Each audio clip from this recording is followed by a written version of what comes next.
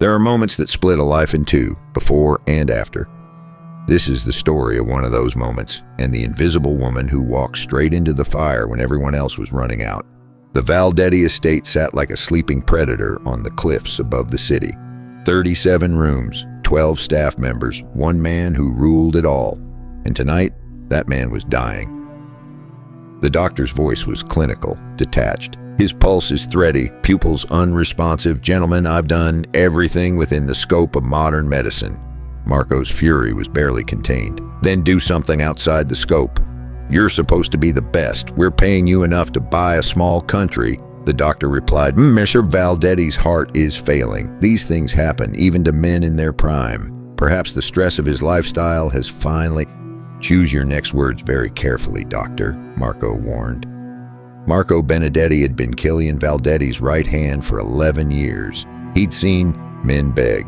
He'd seen men break. But he had never, not once, seen his boss look fragile. Until now. On the bed, tangled in silk sheets that cost more than most people's cars, Killian Valdetti was barely recognizable. His ice blue eyes, the ones that had made grown men confess their sins without a single question asked, were closed. His pale blonde hair, usually braided in intricate patterns that traced his Viking heritage, was loose and damp with sweat, splayed across the pillow like a fallen crown.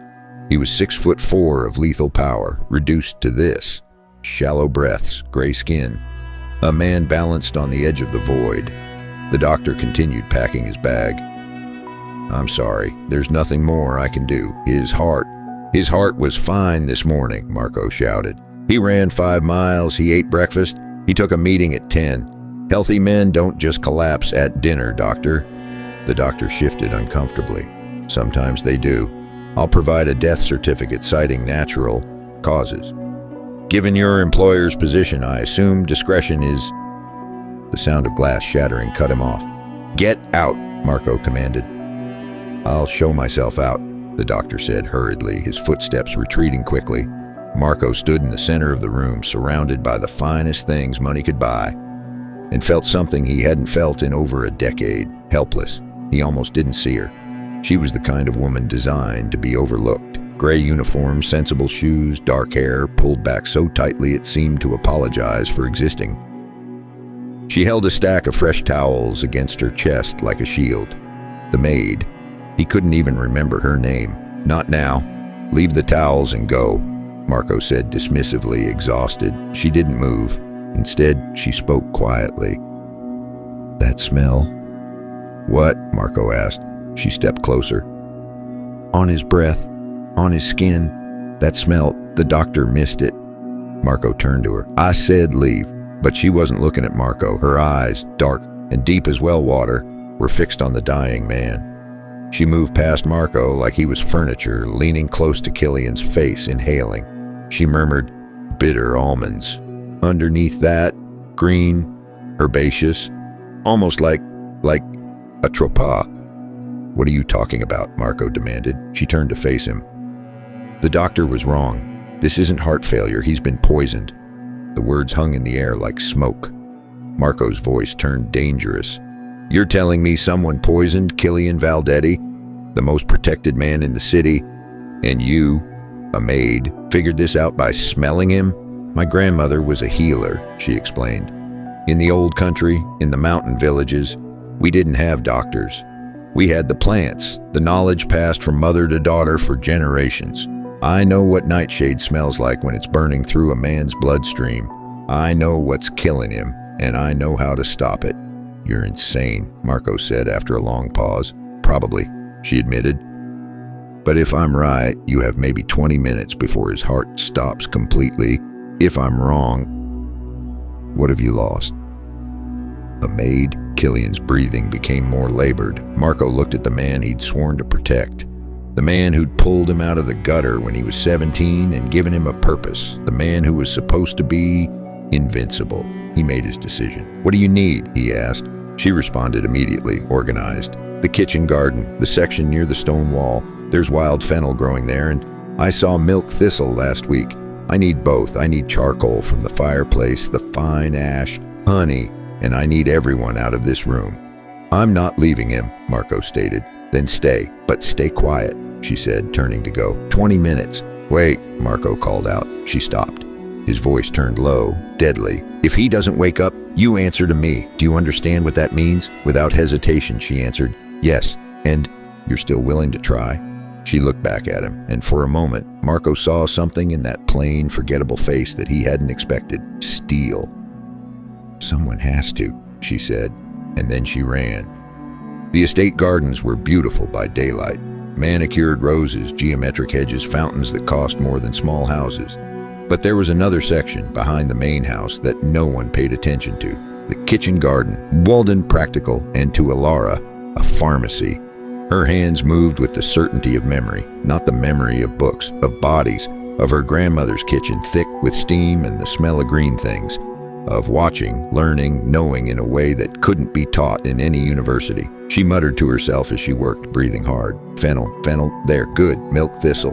Come on, I saw you, I know you're here. Strong liver support, draw out the alkaloids, bind them before they reach the heart muscle. Please, let me be right, please. Let me be right. The kitchen staff had been cleared out. Elara worked alone, moving with a speed that would have surprised anyone who'd ever seen her timid shuffle through the hallways. She spoke to herself as she prepared the remedy. High heat first, extract the volatile oils, then reduce, concentrate. She crushed the fennel seeds until they released their sharp anise scent. The milk thistle went into the boiling water, turning it the color of old gold.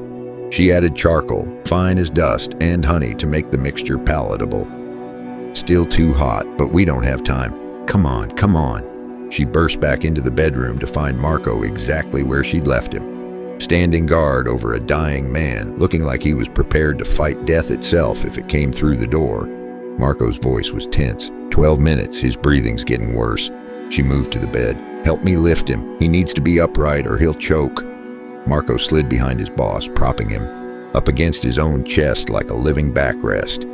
Killian's head lolled, his eyes flickering beneath closed lids. This close, Elara could see the details she'd missed before. The sharp cut of his jaw, the faded scar that traced his left eyebrow. The way his braids, even in disarray, spoke of a man who paid attention to ritual, to tradition, a warrior's face. A king's bearing, even dying, he was the most striking man she'd ever seen. She shook off the thought. Hold him steady. She brought the cup to his lips. His mouth didn't cooperate. Slack, unresponsive, she used her fingers to part his lips, tilting the bitter remedy past his teeth. Her voice was soft, coaxing. Come on, swallow. You have to swallow. He coughed weakly, choking. Marco started. He's fighting it. That's good. That means he's still in there, Elara said firmly. She spoke to Killian as if he could hear. I know it tastes terrible, I know, but you have to take it. You don't get to die like this, poisoned at your own table. That's not how men like you leave this world. She didn't know where the words came from. She'd never spoken to him directly in the 8 months she'd worked here. But something in her voice must have reached him because he swallowed. Then again, she exhaled in relief. Good, that's good, more. She got most of the remedy into him. Then she pressed her hand to his chest, feeling for his heartbeat. Marco asked desperately, well? She concentrated. Irregular, but slightly stronger, maybe. Now we wait. Wait for what? For the antidote to work, or not, she said, sitting back and looking at Marco. Either his body fights off the poison with the help I've given it, or he dies anyway, Marco finished. Yes. 5 minutes passed, then 10. Marco paced like a caged animal. Elara stayed at the bedside, watching, waiting. Suddenly, Killian took a sharp intake of breath. He's waking up, Elara said, alert. Most people would have run. Elara walked closer. If you would have stayed to help, comment survivor below. His eyes snapped open. Ice blue, wild with confusion and the remnants of whatever nightmares the poison had given him. His hand shot out and grabbed Elara's collar before she could react, pulling her close. His voice was hoarse, disoriented, dangerous. Who are you? Where am I? Despite her fear, Elara's voice stayed steady. You're home. You're safe. You were sick, but you're going to be okay now. His grip tightened. Sick? I don't get sick. Killian, Marco intervened. Let her go. She's the one who saved you. There was a long pause, then the grip loosened. Killian fell back against the pillows, breathing hard. Saved me from what? Marco explained. Someone poisoned you. Tonight at dinner. The doctor couldn't figure it out. He said your heart was failing and there was nothing to be done. This woman, she knew. She smelled it on you, said she recognized the type of poison. Made some kind of herbal remedy. You were dying, boss. 12, 15 minutes from gone. And she pulled you back. Killian turned his head, studying Elara properly for the first time. The gray uniform, the plain face, and the steady hands that had just fought death to a standstill for him. His voice was still hoarse. You work here? Housekeeping. 8 months now, she replied. And you just happen to know how to cure poison? I grew up in the mountains, in the old country. My grandmother was a healer, what some people would call a folk witch. She taught me everything she knew. The smell on your breath, I recognized it. A tropa belladonna mixed with something else to mask the taste. Classic combination. He studied her. What's your name? Elara. Elara Vance. There was something almost like amusement in his voice. Elara, the maid who smells poison. Why did you help me? She was thrown by the question. What do you mean? You know who I am. What I am. Most people would have let me die and considered it justice. Her voice was quiet but firm. I'm a healer. When someone is sick, I help them. That's what I do. Who you are isn't my concern. Besides, you've never been unkind to the staff. That means something. After a long pause, he simply said, He tried to sit up fully and immediately wavered. Easy. You're not out of danger yet, Marco warned. Frustration colored Killian's voice. I need to find out who... Elara interrupted. You need to rest. The poison is neutralized, but your body went through tremendous stress. Your heart almost stopped. If you push yourself now, you could trigger a relapse. His voice turned cold.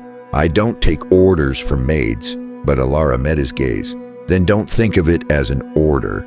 Think of it as medical advice from the woman who just dragged you back from the edge of death. There was tense silence. Then, unexpectedly, a low chuckle from Killian.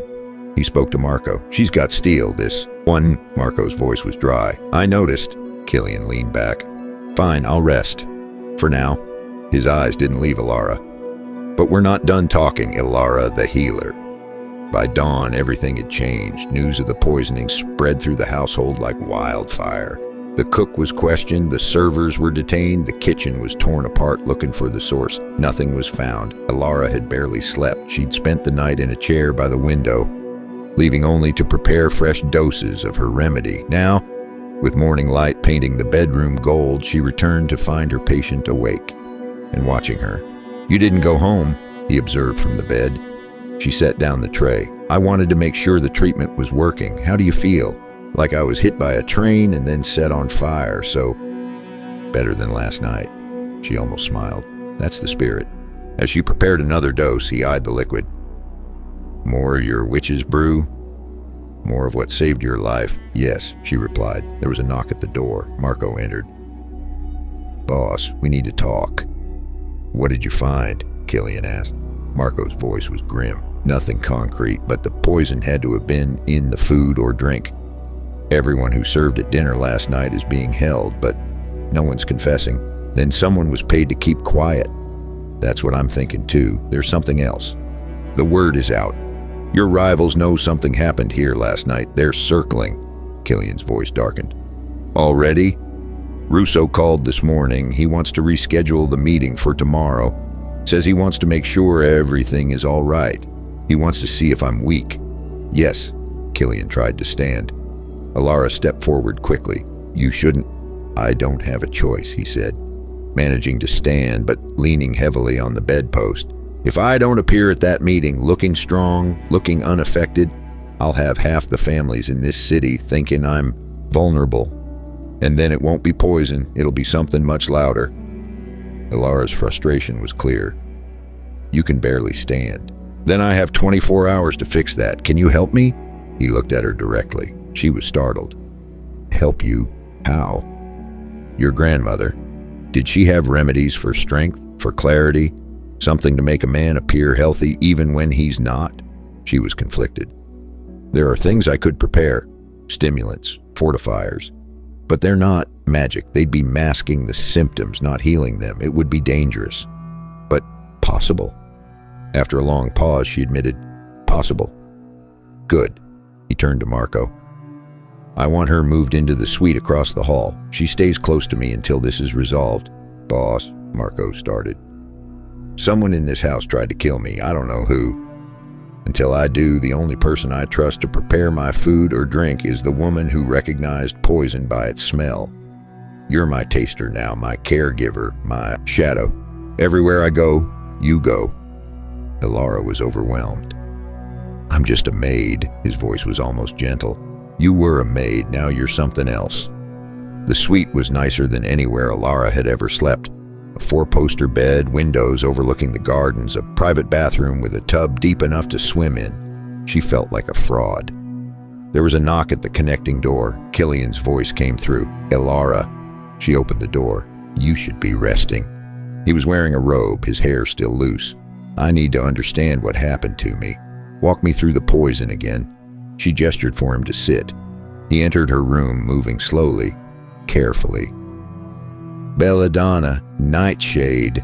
It's been used for centuries. The name literally means beautiful woman in Italian because women used to use drops of it to dilate their pupils. "Charming," he remarked. "In small doses, it's a hallucinogen, a sedative. In larger doses, it kills. It attacks the nervous system. Heart rate spikes, then crashes.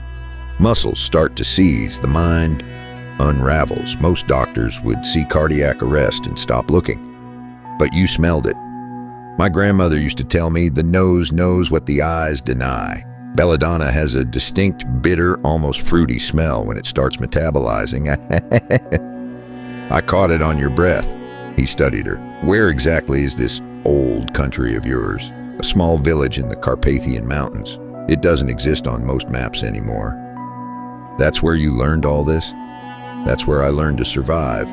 My grandmother raised me after my parents died. She was unconventional. Some people called her a witch, a wise woman.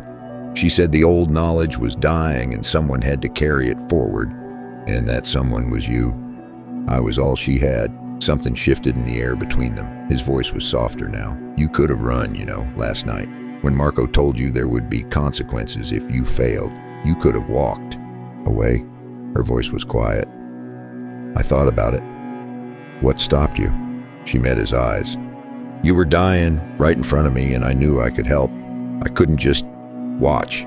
He looked at her for a long moment, and something in his expression changed. Some wall coming down just a fraction of an inch. He stood slowly. "Tomorrow, the wolves come to my door. I need to be ready. I'll prepare what you need, but afterward, after the meeting, you rest properly, or I'll tell Marco to tie you to the bed."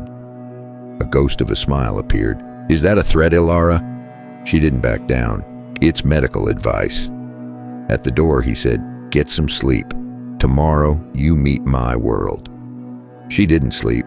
Not really. She spent the night in the gardens, gathering what she needed, preparing remedies by moonlight, and trying not to think about the way he'd looked at her when he'd said she could have run, like he'd expected her to, like he'd been let down so many times betrayal was his baseline, like she'd surprised him, and Elara was starting to realize that surprising Killian Valdetti might be the most dangerous thing she'd ever done. The meeting was to be held at the Valdetti estate itself, a power move. When your enemies think you're weak, you invite them into your home.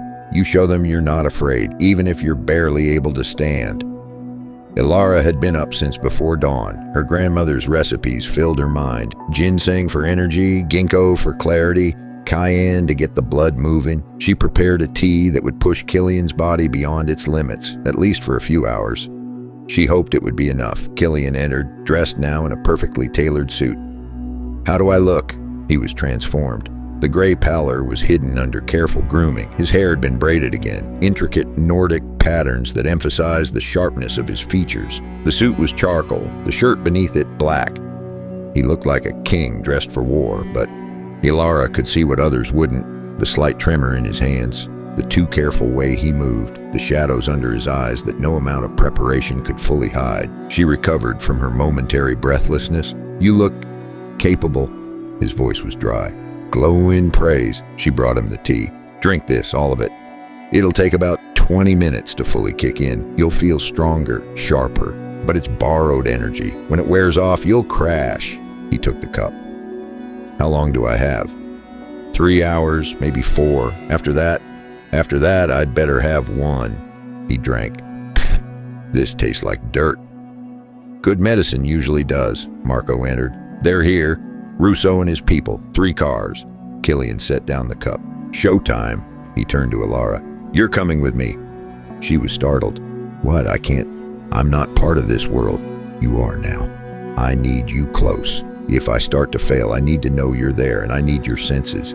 You recognized the poison when no one else could. Someone in my circle wanted me dead. Maybe they'll be there today. Maybe you'll see something I miss. She was uncertain. I don't know how to act in front of these people. His voice was simple. You don't act. You observe.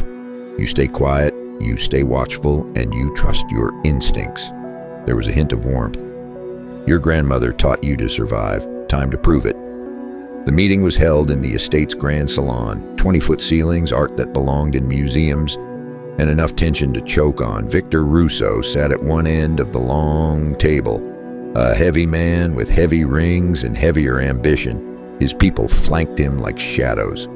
And at the other end of the table, Killian Valdetti walked in like he owned the world. Russo's voice was jovial but false. Killian, my friend, I heard you had some trouble. Stomach flu, they said. Killian was perfectly calm. Something I ate disagreed with me. It's been handled.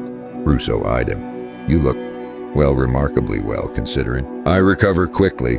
Elara stood against the wall, hands clasped, eyes down. The perfect picture of an invisible servant, but her senses were on high alert. The room smelled of expensive cologne, old money, and fear. The men around the table were predators, all of them. She could see it in the way they moved and the way their eyes never stopped calculating. But it was something else that caught her attention. She thought to herself, that smell. Under the cologne, under the cigar smoke. Something green, herbaceous. Where is it coming from? On the surface, the meeting was about territory agreements, shipping routes, mutual interests, but underneath everyone was testing, watching, looking for weakness, and Killian was giving them nothing. Russo leaned back. I have to say, when I heard about your illness, I was concerned. These things can be so unpredictable. A man at your level has so many enemies. Killian gave a cold smile. Concerned? That's touching, Victor. I didn't know you cared. We've done good business together. I'd hate to see that disrupted. So would I. Which is why I wanted you to see for yourself that I'm perfectly fine. Whatever rumors you might have heard, they were exaggerated.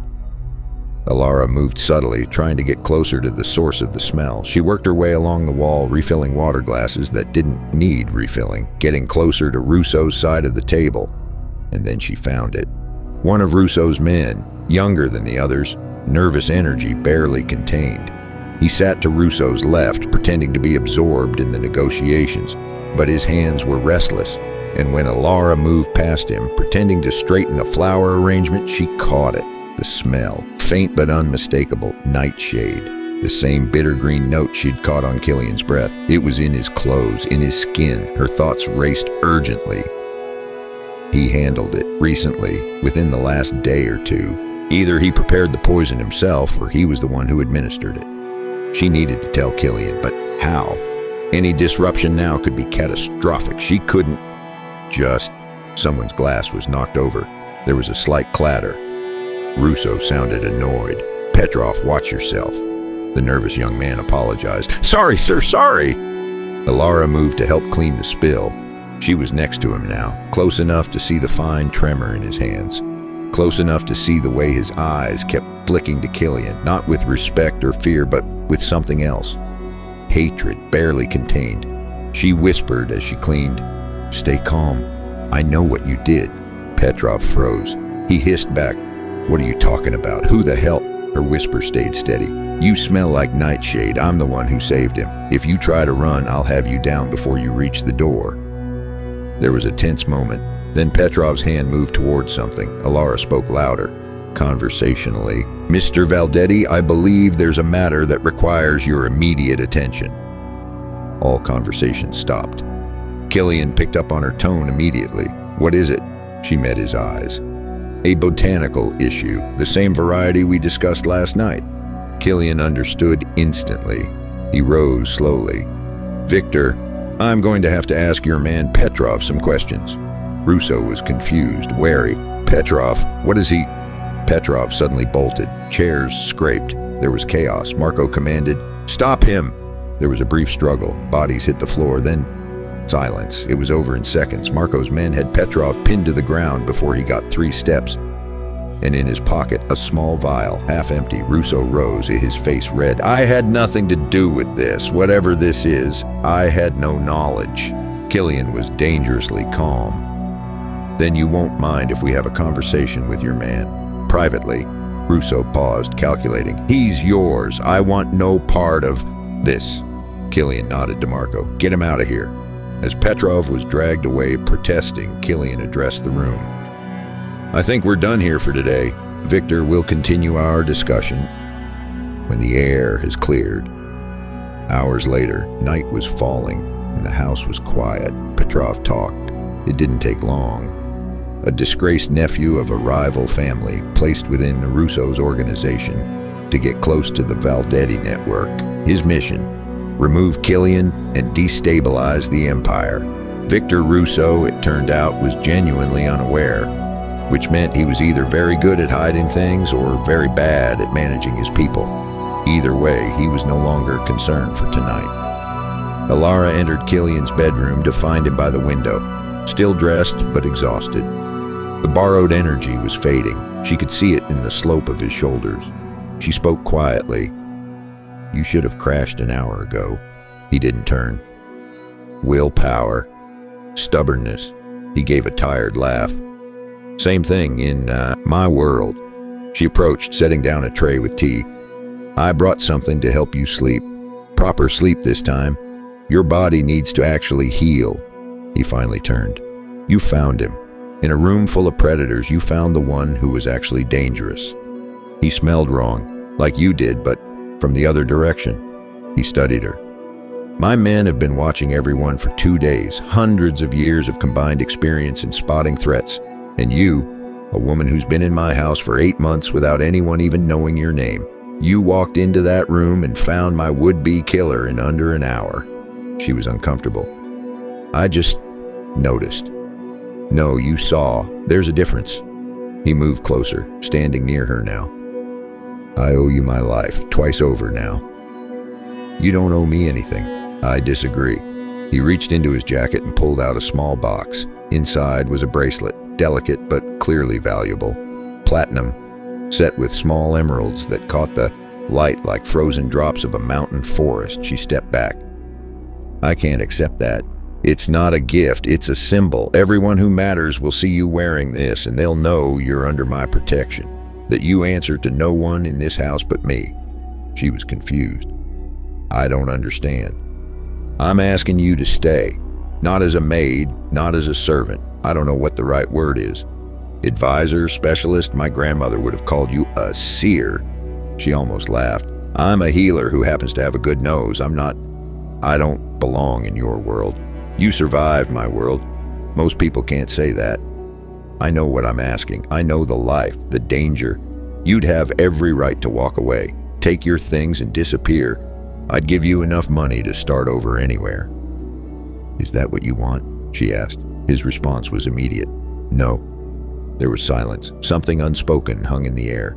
He continued very quietly. "I've spent my life surrounded by people who want things from me. Money, power, fear. You're the first person in years who looked at me and saw someone worth saving, not because of what I could give you, but because you couldn't just watch someone die. Do you know how rare that is?" Her voice was equally quiet. "I'm starting to understand." She took the bracelet. She didn't put it on, not yet, but she held it, felt the weight of it, the weight of a new life. "If I stay, I have conditions." There was a hint of genuine amusement. "Of course you do. I need access to the gardens, real access, permission to plant what I need, grow what I need. I need a proper workspace for my preparations." "Done. And I won't be your taster. It's degrading. If you don't trust your own kitchen, fix the kitchen. Don't make a human sacrifice stand between you and your dinner." He nodded slowly. "Reasonable." "And," she hesitated. "And," she gathered her courage, "don't lie to me, ever. I can't help you if I don't understand what I'm walking into. After a long pause, he said, "That's a hard promise in my line of work. Then give me the parts you can. Trust me with what's possible, and I'll trust you with the same." He studied her for a long moment. The maid who wasn't a maid anymore, the healer with the ancient knowledge, the woman who had walked into his room when he was dying and refused to let death win. He spoke slowly. "Deal." The tension released slightly. Something shifted. "Now drink your tea and actually sleep. You look terrible," she said. Despite himself, he laughed. "I'm starting to think you enjoy giving me orders." "Someone has to." He moved toward the bed. She turned to leave. "Elara," he called. She stopped at the door. "My hair. The braids are coming loose and my hands aren't steady enough to fix them. You said your grandmother taught you everything. Did she teach you that too?" Elara turned, looked at him. This towering, dangerous, exhausted man asking for something so simple, so vulnerable. Her voice was soft. "Sit down." She'd braided hair before, her grandmother's, her own, the children in the village. But this felt different. This felt like something sacred. Her fingers found the loose strands, working them free of the damaged braids. His hair's finer than she'd expected, pale as winter sunlight. She spoke quietly as she worked. "My grandmother used to say that hair holds memory, that when you braid it, you're weaving together past and future." His eyes closed. "What do you think?" "I think it's a way of caring for someone, a way of saying, 'I see you, I'm here.'" He was almost asleep now. "You saved the king." She was concentrating. His voice was murmured. "That's what Marco called you when he told the others what happened. The maid who saved the king." "I'm not sure about the king part." There was a smile in his voice. "Then stay, and I'll prove it to you." She finished the braid, simpler than his usual. Style, but neat, secure. When she was done, she let her hands rest for just a moment on his shoulders. She spoke barely above a whisper. "Sleep now, Killian. You're safe." His breathing deepened. Sleep claimed him. She slipped out quietly, closing the door behind her. In the hallway, she looked down at the bracelet still clutched in her hand. Emeralds glittered in the lamplight. A new life. A dangerous life. A life she'd never imagined. But for the first time in years, Elara Vance didn't feel invisible. She felt seen. She saved the king. And in doing so, she became something more than she'd ever been allowed to be. Not a servant, not a shadow, a survivor. This was just the beginning. If you stayed until the end, you're part of the story now. Drop a green leaf emoji in the comments if you want to see what happens next. Does Elara master her new role? Does the trust between her and Killian become something more? And who else in the Valdetti Empire might want them both dead? Subscribe and hit the bell, because the next chapter's coming soon.